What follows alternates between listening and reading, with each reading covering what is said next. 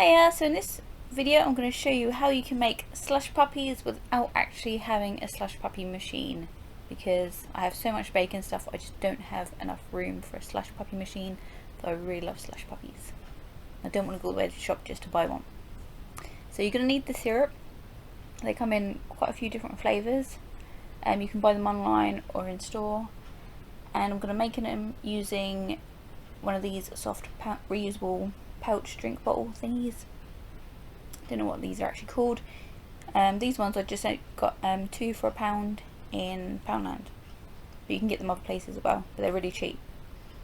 So you want to mix up the syrup, obviously, and it's basically 5 parts water to 1 part syrup. So for this I've done 250 milliliters water and 15 milliliters of syrup, and you just want to mix it around so it's all nice and combined, and then we're going to pop this in the freezer until it freezes.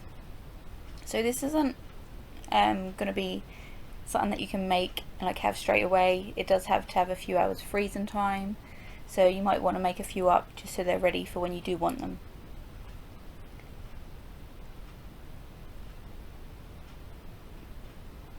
So I'm going to fill this up. Well, it doesn't fill up the whole way, it does actually give it a little extra space, because if it was too full it'd make it harder to do the next bit. So you can like make a few up.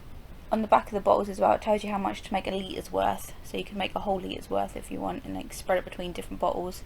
Me, I'm going to make 1 bottle of each of the colours. And these ones are really good as well because like they've got a clear bottom, so you can actually see which colour you're picking out of the freezer as well, if you can't see straight through the bottle in the first place.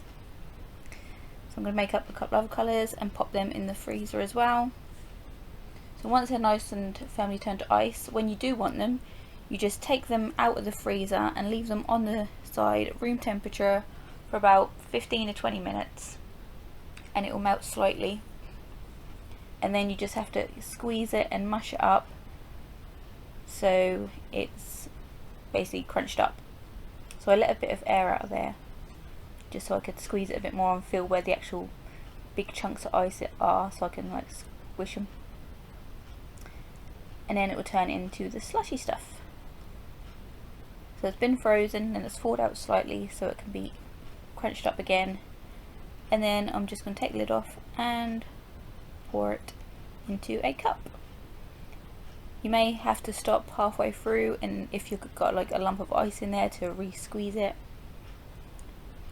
And there you have it, it's done. You just give it a little mix and then you can enjoy it. So like I say, it takes a little while to do, but if you don't have a machine, you can still do it. So thanks for watching, hope you enjoyed this video, see you in my next one. Bye!